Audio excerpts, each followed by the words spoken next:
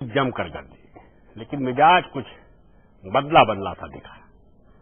कांग्रेस निशाने पर थी, राहुल गांधी निशाने पर थे, मुजफ्फरनगर के राहत कैंप में जो मरहम की नई सियासत कर रहे हैं। हालांकि मोदी की जुबान पर शहजादा शब्द गायब था। अचरज हुआ, गुजरात से ज्यादा शिवराज के शासन की तारीफ थी। एजेंडे में लालकृष्ण आडवाणी के काले धन के अभियान का जिक्र था। जाहिर तौर पर ऐसा लगता है बीजेपी की अंदरूनी सियासत और खास तौर पर बीजेपी के शहजादों ने अब मोदी की जुबान से शहजादा शब्द गायब कर दिया।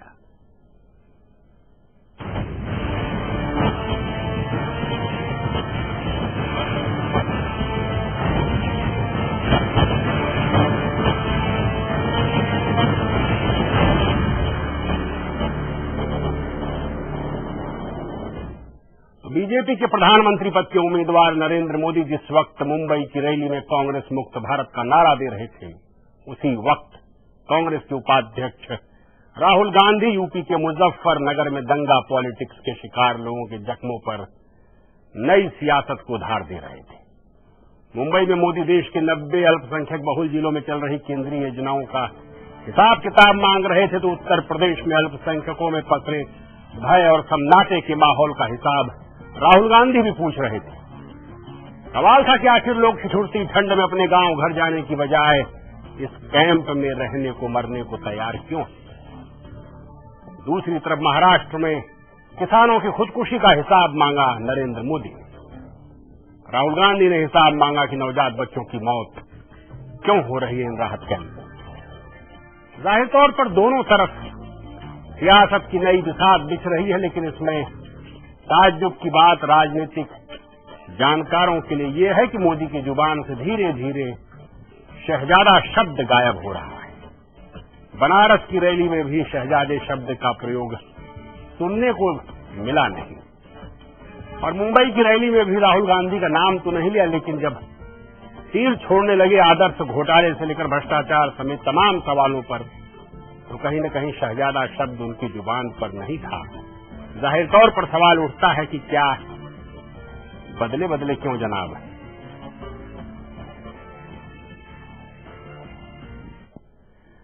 तो बात नरेंद्र मोदी की रैली की। मुंबई में नरेंद्र मोदी ने आदर्श घोटाले के सवाल पर दिल्ली में पसरी खामोशी पर जबरदस्त हल्ला बोला।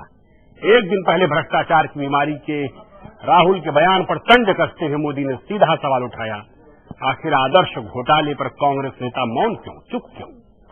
मोदी ने चुनाव एजेंडे में काले धन की वापसी को लेकर भी कांग्रेस पर हमला तेज कर दिया है।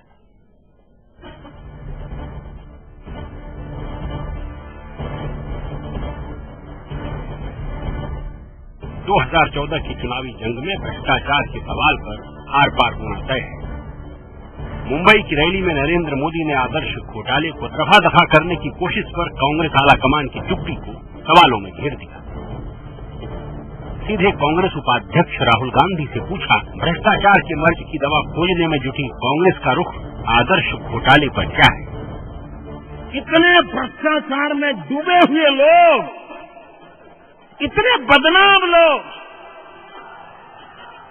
उसके बावजूद भी निर्दोष चेहरा बना करके भ्रष्टाचार के खिलाफ भाषण दे रहे हैं। और वक्रता देखिए, भ्रष्टाचार के आदर्श का घोटाला, उसका रिपोर्ट आता है, महाराष्ट्र सरकार के मंत्रियों को जिम्मेवार माना जाता है। मोदी ने भ्रष्टाचार के खिलाफ कांग्रेस की कोशिशों को खोखला वायदा करार दिया। साफ आरोप लगाया कि कांग्रेस आदर्श घोटाले में दागियों को बचाने में लगी है और दिल्ली में भ्रष्टाचार के खिलाफ उपदेश बांटा जा रहा है। एक तरफ उन भ्रष्टाचारियों को बचाने का निर्णय महाराष्ट्र की कांग्रेस सरकार करती है, और उसी समय दिल्ली में उनका एक नेता उपदेश दे रहा है। मुंबई रैली में काले धन का सवाल भी सनसनी बना। मोदी ने काले धन को कांग्रेस से जोड़ा और स्विस बैंक में जमा काले धन को वापस लाने की कोशिश को बीजेपी का पुराना एजेंडा बताते हुए बाबा रामदेव समेत भ्रष्टाचार विरोधी आंदोलन को अपने हक में खड़ा करने के संकेत दिए। जो काले धन पर भाषण झाड़ते हैं उनको मैं कहना चाहता हूं, हिम्मत है तो पार्लियामेंट में कानून करो, एक समिति बनाओ और 3 साल के भीतर दुनिया के किसी भी कोने में हिंदुस्तान की लूट का माल पड़ा होगा वो हम वापिस लाए करेंगे, गरीबों में बांट के रहेंगे। वहीं मोदी के बयान पर कांग्रेस ने साफ किया है कि मोदी कुछ भी कर ले, कांग्रेस का विकल्प बीजेपी नहीं बन सकती। भारतीय जनता पार्टी भाई भाई में झगड़ा कराने वाली पार्टी है और ऐसी पार्टी को रोकने की जवाबदारी कांग्रेस की है और इसलिए कांग्रेस मुक्त भारत बीजेपी कभी नहीं कर सकती। मुंबई में आदर्श घोटाले का सवाल उठाकर बीजेपी ने कांग्रेस के खिलाफ भ्रष्टाचार की लड़ाई को जनता की अदालत में ले जाने का सीधा ऐलान किया है। साफ है कि आदर्श घोटाले के सिलसिले में महाराष्ट्र सरकार की घेरेबंदी आने वाले दिनों में और तेज होगी। मुंबई शहर में छुट्टी के दिन एक साथ में इतने लोगों का आना इस बात का संकेत दे रहा है कि अब लोग परिवर्तन चाहते हैं। नरेंद्र मोदी ने अपने इस मंच से लोगों से आह्वान किया वो किसी पार्टी को नहीं बल्कि देश के लिए वोट करें। कैमरामैन शिवाजी के साथ अशोक शुक्ला, लाइव इंडिया, मुंबई। मुंबई की रैली में नरेंद्र मोदी ने सियासी रणनीति में कुछ तब्दीली के संकेत दिए हैं। राहुल गांधी के लिए मोदी ने शहजादे शब्द का इस्तेमाल नहीं किया। निजी तौर पर सियासी हमले की बजाय सियासी मुद्दों को तरजीह दी है। वोट फॉर इंडिया और श्रमेव जयते का नया नारा मोदी ने उछाला है।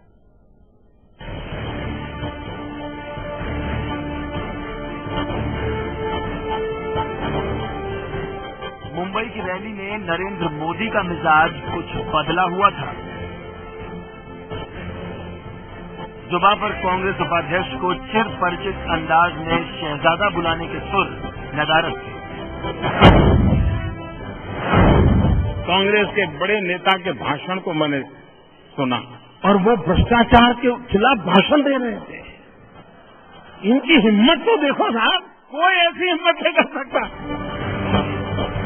सवाल महाराष्ट्र सरकार ने बिजली की आंख मिचौली और विकास की दौड़ में पिछड़ने का आया तो मोदी को इस बार गुजरात से ज्यादा मध्य प्रदेश याद आया।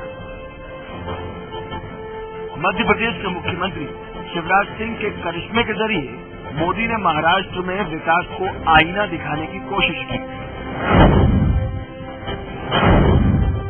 अब ये गांव महाराष्ट्र का है, गुजरात का पता कैसे चलता है? सारे बोर्ड एक जैसे हैं। तो मुझे लोगों ने कहा साहब इसके लिए बोर्ड देखने की जरूरत नहीं है। जिस गांव में अंधेरा है वो महाराष्ट्र है, जिस गांव में उजाला है वो गुजरात है। मोदी ने मुंबई में वोट फॉर इंडिया की मांग की, हर गरीब को वीआईपी बताया, चाय वालों के वीआईपी पास का जिक्र भी किया।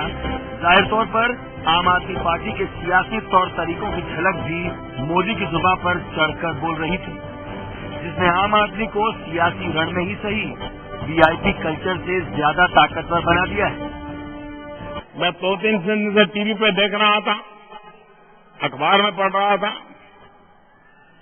कि इस कार्यक्रम में चाय वालों को स्पेशल वीआईपी पास दिया गया है। भाइयों बहनों, ये परिवर्तन की हवा शुरू हो गई है। सिर्फ चाय वाला वीआईपी है ऐसा नहीं, हिंदुस्तान का हर गरीब आने वाले दिनों में वीआईपी होने वाला है। हालांकि महाराष्ट्र में कांग्रेस पार्टी ने मोदी के भाषण को झूठ का पुलिंदा करार देते हुए पूछा है कि मोदी की रैलियों की फंडिंग आखिर कहां से हो रही है। चल रहा है, कामयाब लोग दिखाने की कोशिश कर रही है। मैं समझता हूँ उसमें कोई सत्य नहीं है। ये महागर्जना नहीं, ये फेक गर्जना है इसकी। और जहाँ तक सबसे महत्वपूर्ण बात है कि महाराष्ट्र की जनता का उन्होंने अपमान किया, महाराष्ट्र की जनता इसको बर्दाश्त नहीं करेगी। महाराष्ट्र की राजनीति में 2014 के चुनावों में लोकसभा के साथ साथ विधानसभा के लिए भी रण होना तय है। 2009 के चुनाव नतीजों में मुंबई में बीजेपी एक भी सीट नहीं जीत पाई थी और इसके साथ साथ आम आदमी पार्टी के दिल्ली से मुंबई की ओर बढ़ते कदम भी भारतीय जनता पार्टी के लिए खतरे का सबब साबित हो सकते हैं। इसीलिए नरेंद्र मोदी ने अपनी चुनावी रणनीति में बदलाव किया है और वो निजी आरोपों की जगह अब मुद्दों की राजनीति पर जोर दे रहे हैं। कैमरा पर्सन अभिषेक माथुर के साथ शैलेंद्र सिंह, लाइव इंडिया, दिल्ली। तो मोदी के भाषण पर विपक्ष के अपने सवाल हैं। मोदी आदर्श पर निशाना साधते हैं तो विपक्ष गुजरात के भ्रष्टाचार का जिक्र करता है। मोदी कालाधन वापस लाने की बात करते हैं, विपक्ष पूछता है आपकी सरकार में कितने कॉरपोरेट्स ने कालाधन कहां छुपा कर रखा है, कितने मंत्रियों ने कितनी काली कमाई है, गुजरात से लेकर मध्य प्रदेश तक पूरा हिसाब जरा दे दीजिए। आखिर लोकायुक्त की नियुक्ति 11 साल क्यों लग गए गुजरात में नियुक्त करने में, और जब लोकायुक्त ने नियुक्त किया भी तो कैसा किया है, ये सवाल भी विपक्ष नरेंद्र मोदी से पूछ रहा है। यही बाबा रामदेव कहा करते थे, इनके सुर में सुर मिला रहे हैं। लेकिन कितना पहले बता दें कि मोदी जी के इर्द गिर्द में उनके कॉरपोरेट्स के नाम नहीं लेना चाहता हूं। उनके काला धन वापस लाने के लिए वे क्या प्रयास करेंगे, उन्हें इस बात का उल्लेख करना चाहिए कि अभी तक गुजरात के मुख्यमंत्री के रूप में कितना काला धन वो उजागर कर पाए। लोगों के सामने गुमराह करने के लिए बयानबाजी करते हैं। अगर भ्रष्टाचार के खिलाफ अगर ये होते तो 7 ऐसे मंत्री हैं जिनके खिलाफ लोकायुक्त में प्रकरण चल रहे हैं, उन्हें मंत्रिमंडल में नहीं लेते। अब तक तो कांग्रेस पार्टी ने मुसलमानों का बड़ा उद्धार किया है, कांग्रेस पार्टी ने अक्षरोद्धार भी बहुत कर दिया। अब ये मोदी जी निकले हैं मुसलमानों का उद्धार करने के लिए, जिन्हें वह कुत्ते का पिल्ला बताते थे उन्हीं का उद्धार करने निकले हैं। अब सेकुलर बनना चाहते हैं। ये वही बात है मोदी जी कि 100 चूहे खा के बिल्ली हज को चली। ये वैसे ही है जैसे कल्याण सिंह ने उत्तर प्रदेश के अंदर बाबरी मस्जिद, राम जन्मभूमि जैसे विवादित उस स्थान गिरवा दिया और सुप्रीम कोर्ट में हलफनामा दिया कि हम उसकी हिफाजत करेंगे, और बाद में क्या कह रहे हैं, जो कहा सो किया। जाहिर तौर पर 2014 की जंग के लिए नरेंद्र मोदी का नारा कांग्रेस मुक्त भारत का, लेकिन सवाल है लोकतंत्र में बगैर कांग्रेस के सियासत होगी कैसे, और इसलिए मोदी के नारे पर कांग्रेस के अपने सवाल खड़े होते हैं बार बार। नरेंद्र मोदी ने विकास की सियासत और तमाम मुद्दों पर बातचीत की मुंबई के भाषण में। सुनते हैं मुक्त भारत पर क्या कहा है और रोटी रोजगार नौजवानों को लुभाने के सवाल पर क्या कहा। हमारी समस्याओं का कारण प्राकृतिक संपदा नहीं है, हमारी समस्याओं का कारण कांग्रेस शासित सरकारें हैं, और इसलिए अगर समस्याओं से मुक्ति चाहिए तो उसका एक ही उपाय है, भारत को कांग्रेस से मुक्त करना होगा। नौजवान अप्लाई करते रहते हो ना, नौकरी लिए अप्लाई करते हो ना, अप्लाई करते हो, एग्जाम देते हो, फिर भी भरोसा है नौकरी मिलने का? जरा बोलो ना, है भरोसा? मार्क्स अच्छे हैं, एग्जाम दी है, पेपर अच्छा गया है, लेकिन इंटरव्यू आने से पहले खोजता है यार कोई पहचान वाला ढूंढना पड़ेगा। जाहिर तौर पर रोटी रोजगार का सवाल नरेंद्र मोदी ने चुनाव से पहले खड़ा कर दिया है। वक्त है ब्रेक का, ब्रेक के बाद लौटेंगे तो बात करेंगे मुजफ्फरनगर से लेकर गुजरात तक कौन सी सियासत, दंगा राजनीति की सियासत, जख्मों पर मरहम लगाने की सियासत, उसका भी रंग देखेंगे।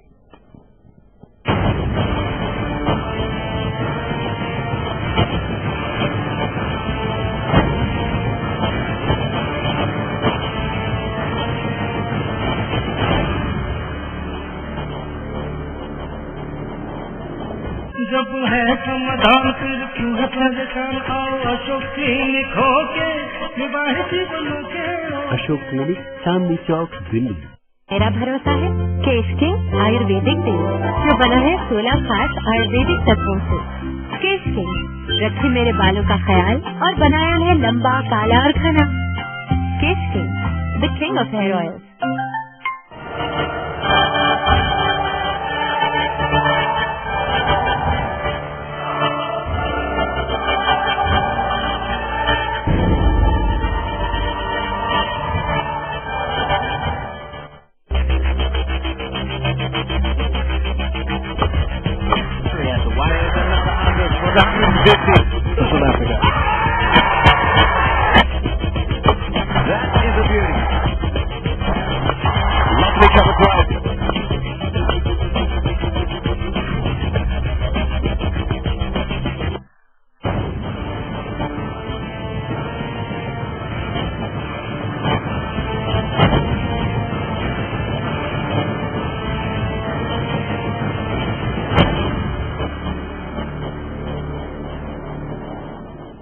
राहुल गांधी आज मुजफ्फरनगर दंगे के पीड़ितों के जख्मों पर मरहम रख रहे थे। दूसरी ओर मोदी मुंबई में अल्पसंख्यक कल्याण योजनाओं पर सवाल उठा रहे थे।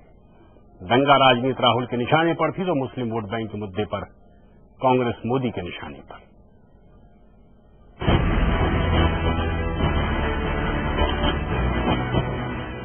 मुंबई से मुजफ्फरनगर तक बीजेपी और कांग्रेस के सामने सवाल यही खड़ा था कि दंगों और भेदभाव की आग में झुलसते जख्मों पर कौन ज्यादा मरहम लगाए। राहुल गांधी मुजफ्फरनगर दंगा पीड़ितों के कैंप में जाकर हाल जान रहे थे और पूछ रहे थे कि दंगा पीड़ित घर कब और कैसे लौटेंगे। तो मोदी ने मुंबई की रैली में सवाल दागा कि जिन 90 मुस्लिम बहुल जिलों को केंद्र ने खास तवज्जो दी, उसके विकास का हाल तो कांग्रेस बता दे।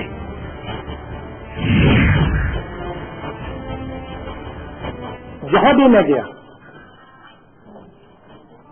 लोगों ने भाईचारे की बात की। कैंपों में हालत बहुत खराब है, उसको बेहतर करना है।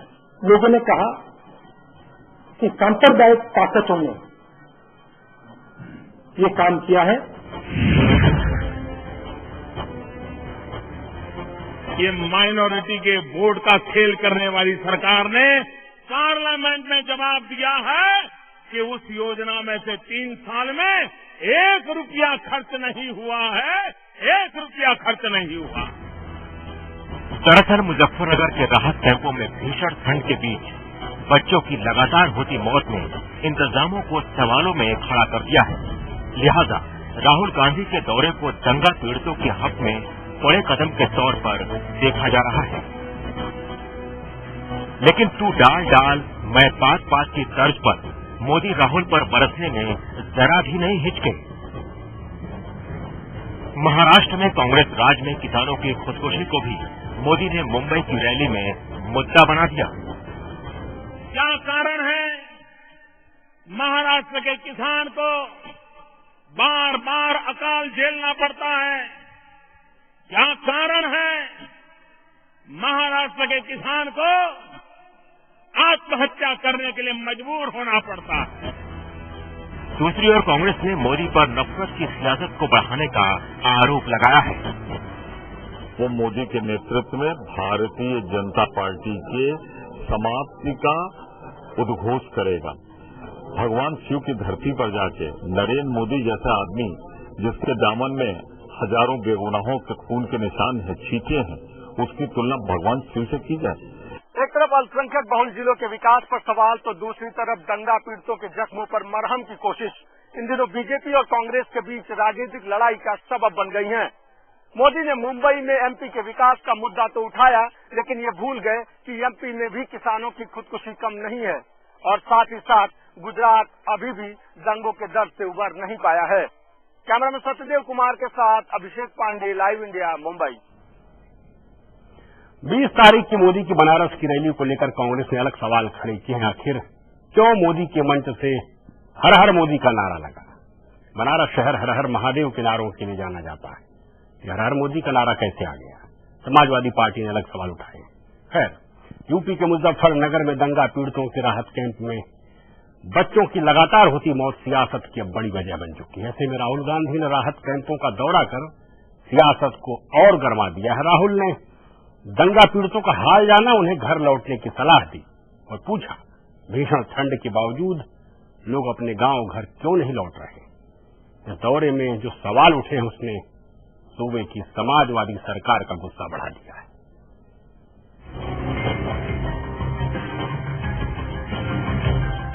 रविवार सुबह जब दिल्ली से राहुल गांधी का काफिला निकला तो किसी को ये अंदाजा नहीं था कि राहुल कहां जाने वाले हैं। लेकिन राहुल सीधे यूपी के शामली जिले पहुंच गए, जहां मुजफ्फरनगर के दंगा पीड़ित पिछले कई महीनों से राहत शिविरों में रह रहे हैं। यहां पहुंचने के बाद राहुल गांधी ने लोगों से उनका दुख दर्द बांटा और फिर उन्हें अपने गांव लौटने की सलाह दे डाली।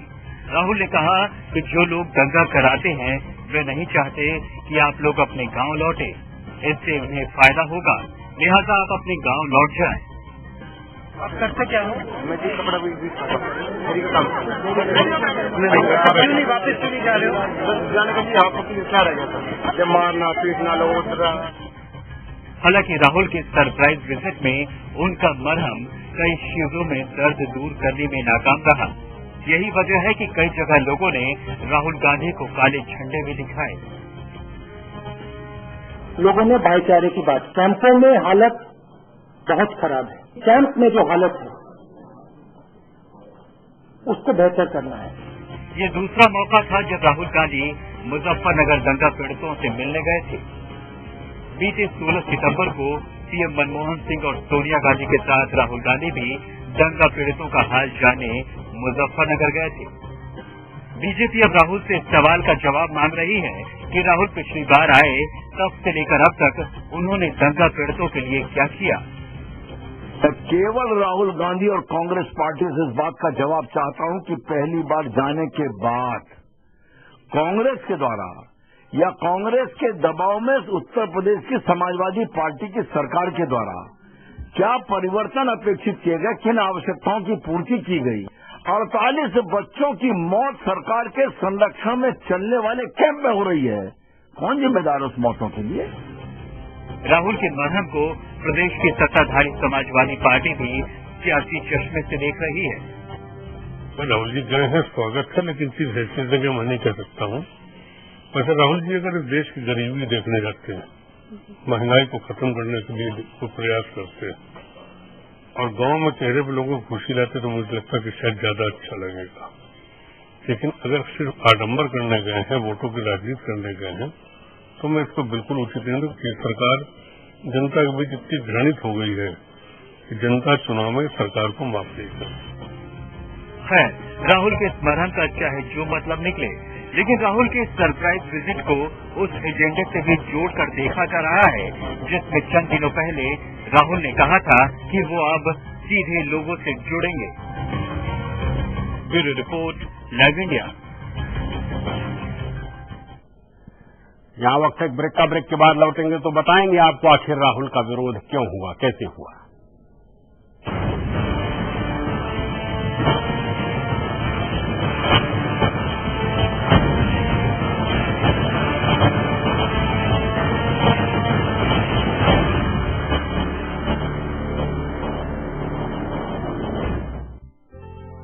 माँ और बाबा ने एक एक पैसा जमा कर मुझे पढ़ाने का फैसला लिया था।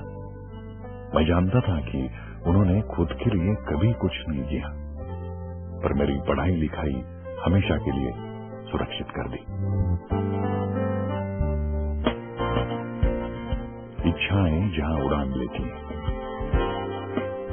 समृद्ध जीवन multistate multipurpose cooperative society limited. Kesh king ayurvedic तेल जो बना है 16 खास आयुर्वेदिक तत्वों से, रखे मेरे बालों का ख्याल और बनाया है लंबा, काला और घना। Kesh king, the king of hair oil.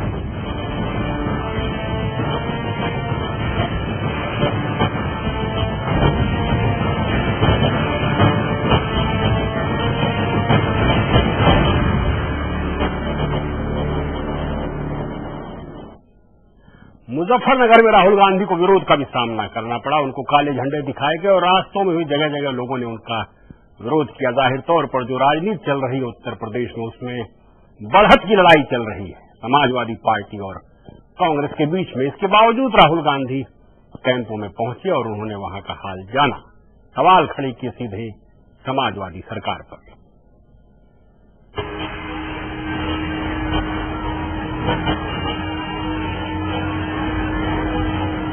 UP की सियासत में अल्पसंख्यकों के जख्मों का सवाल अखिलेश सरकार की नींदें उड़ा रहा है। वोट बैंक की सियासत में लोगों की नाराजगी केंद्र से भी कम नहीं है।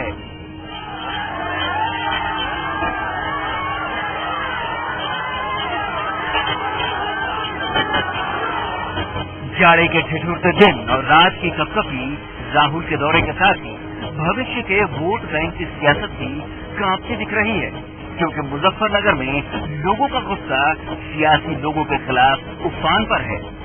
राहुल गांधी गए थे राहत के कैंपों में मरहम लगाने, लेकिन विरोध और हंगामे से उन्हें भी दो-चार होना पड़ा।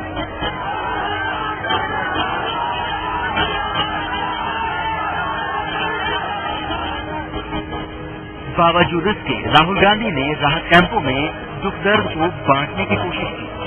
जो देखा और समझा उसे बयां कर यूपी की सियासत का पारा भी चढ़ा दिया। जहां भी मैं गया लोगों ने कहा कि सांप्रदायिक ताकतों ने ये काम किया है, हमारे बीच में कोई दुश्मनी नहीं है। हिंसा शांत होने के बावजूद लोग अपने गांव लौटने को तैयार नहीं हैं। इसी बयान के साथ राहुल गांधी ने यूपी सरकार को निशाने पर लिया। साफ कहा कि भय और डर का माहौल अभी कायम है। कैंपों के हालात और इंतजाम भी लोगों के रहने लायक नहीं है। कैंपों में हालत बहुत खराब है। वहां बच्चे मर रहे हैं। वहीं यूपी के मुख्यमंत्री अखिलेश यादव का दावा है कि दंगा पीड़ितों के लिए राहत कैंपों में यूपी सरकार के इंतजामों में कोई कमी नहीं है। लेकिन मुजफ्फरनगर और शामली में जो घटना हुई वो दुखद थी और सरकार ने अपनी तरफ से चाहे वो कोई परिवार रहा होगा, जिस परिवार के सदस्य की जान गई है, सरकार की तरफ से 10 लाख रुपए की मदद की है। और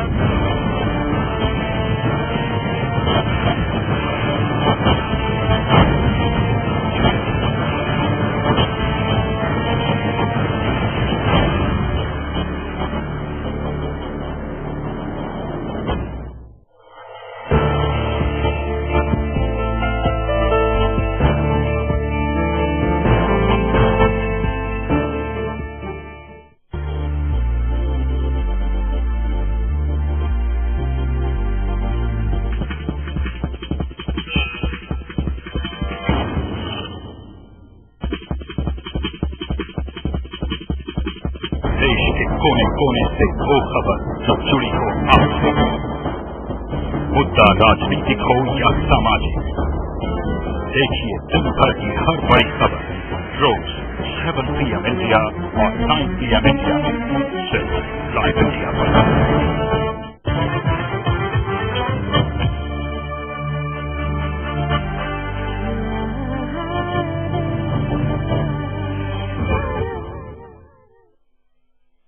बॉलीवुड लाइव के प्रायोजक हैं केश किंग आयुर्वेदिक तेल, the king of hair oil.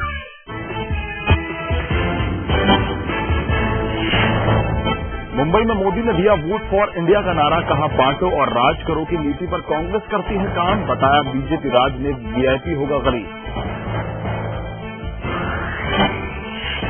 Delhi में आपकी सरकार पर फैसला, सोमवार को अरविंद केजरीवाल का बयान, सारे वायदे करेंगे पूरे, विधायक तय करेंगे मुख्यमंत्री का नाम।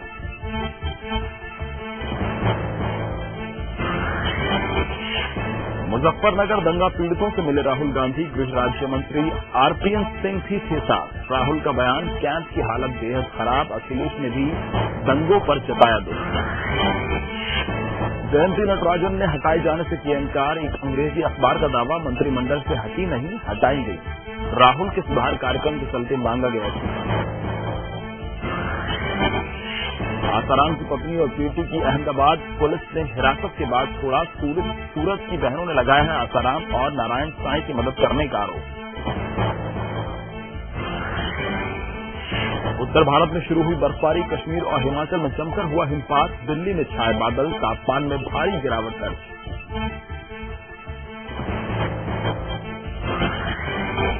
और जोहानिसबर्ग टेस्ट ड्रॉ, 5वें दिन शानदार बल्लेबाजी करते हुए साउथ अफ्रीका ने भारत के 458 रनों के जवाब में 450 रन बनाए।